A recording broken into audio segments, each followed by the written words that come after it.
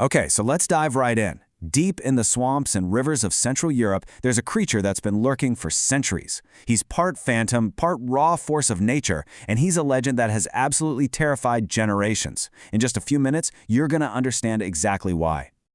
Now, chances are you've seen this creepy green face staring back at you from a meme or maybe some viral clip. And, it's easy to just scroll past it, thinking it's just another weird internet thing. But that image, it's just the tippy top of an iceberg for a story that is ancient, it's dark, and honestly, it's way deeper than you'd ever guess. So, let's start with a quick question for you. Imagine you're walking along a path, it's getting dark, and you come across a still, black pond just like this one. What's your move? Do you just keep walking? I mean, it's just water, right? Or do you turn around immediately? Go ahead, pick one. Trust me, by the end of this, you'll know exactly what an ancient Czech villager would have done, and why for them, it was literally a matter of life and death. All right, let's get into the good stuff. Our first section is called Souls in a Teacup, and yeah, it's about to get creepy. We're gonna meet the creature behind the legend. So his name is the Vodnik, or Vodianoi, in some other regions. And listen, this isn't just some random monster. He's a powerful, ancient water spirit who's tied to very specific places: rivers, deep pools, and especially that churning water you find near a mill, where the currents are the most dangerous. So what does he look like? Well, that's where it gets tricky. His main form is usually described as this grotesque old man with a frog's face and slimy green skin. But here's the thing, he's a shapeshifter. He could look like a log just floating there, or even a man whose coat is always dripping wet. That's the dead giveaway. But those glowing red eyes, yeah, that's the one thing that doesn't change, and the one thing you really don't want to see. But he wasn't just some mindless beast, which is what makes this so interesting. It really shows you the delicate balance our ancestors had with nature. If you angered the Vodnik, he was pure chaos, breaking dams, wrecking livelihoods, the whole shebang. But you could also reason with him. Fishermen would leave a little pinch of tobacco by the water as an offering, to calm him down and maybe ask for a good catch. It was a relationship built on equal parts respect and pure terror. So how did he get his victims? Well, it wasn't through brute force. It was a sinister, patient trap. He'd leave beautiful, colorful ribbons floating on the water or tied to the reeds on the bank. It was an irresistible sight for a curious kid or a young woman, and the moment they reached out to grab it, he'd pull them under. Forever. And this is where the legend gets truly bone-chilling.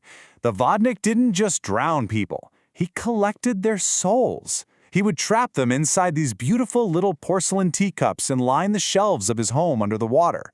The more cups he had, the more powerful and respected he was among the other water spirits. Each one was a life he'd stolen, a trophy on his shelf. Okay, so a frog-faced soul collector who lives in a pond. I know, it sounds like pure fantasy, but stories like this, they don't just pop up out of nowhere. What do you think is the real source of this myth? Was it a real ghost, a forgotten ritual, or maybe something to do with the raw power of nature itself? Go ahead and lock in your guess. All right, time to pull back the curtain. This next section is called A Whisper from the Water, and we're about to find out the real truth behind the teacups and those glowing red eyes. So the answer really comes down to this powerful idea from folklore research.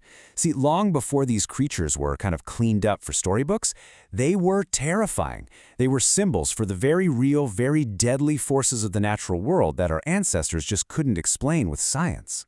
And here it is, the big reveal. The Vodnik was basically the world's first and most terrifying public service announcement. He was a story created to keep people, especially kids, away from the real dangers of drowning. Think about it.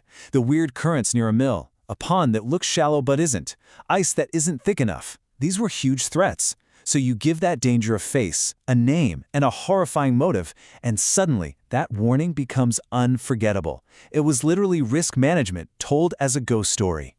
But this is where the story gets really incredible. The Vodnik wasn't just a warning that faded away with time. Oh no, he transformed into something so much bigger. Let's jump into our final section and see how this ancient phantom became a modern pop culture icon. This legend didn't just survive, it thrived. I mean, it's amazing. What started as this cautionary folktale was picked up in the 19th century during the Czech national revival. He became a proud symbol of their unique Slavic heritage. That led to him being immortalized in art, most famously in Dvorak's gorgeous opera, Rusalka. And today, he's been reborn all over again, finding a new home in the games and movies we all love. And watching his modern evolution is just fascinating. He's the tragic, powerful father figure in one of the world's greatest operas. He's the star of a beloved Czech comedy film. And hey, if you're a gamer, you have almost certainly run into his descendants, whether it's the Vodinoy race in The Witcher or a side quest for a water goblin's treasure in the upcoming Kingdom Come Deliverance 2. The Spirit of the Swamp is officially digital. So, after this whole journey, from dark ponds all the way to the digital screen, what's the big takeaway here? It's that the Vodnik is so much more than just a monster. He started as the face of a very real danger, a practical safety lesson passed down through stories. But the character was too powerful to just stay there. He grew into this powerful symbol of cultural identity, and now he's a living piece of folklore, connecting an ancient past directly to our modern world. It's awesome. So if you're like me, and you think it's fascinating when a scary story turns out to have these incredibly deep, meaningful roots, go ahead and save this explainer. It's a great reminder that the best monsters are always the ones who have something real to tell us. And that kind of leaves us with one last thought. The Vodnik was born from the fear of drowning. So what are the dangers we face every single day? Digital ones, environmental ones, social ones, that might one day be remembered, not in a textbook, but as the terrifying monsters in the folklore of the future. Pretty wild to think about.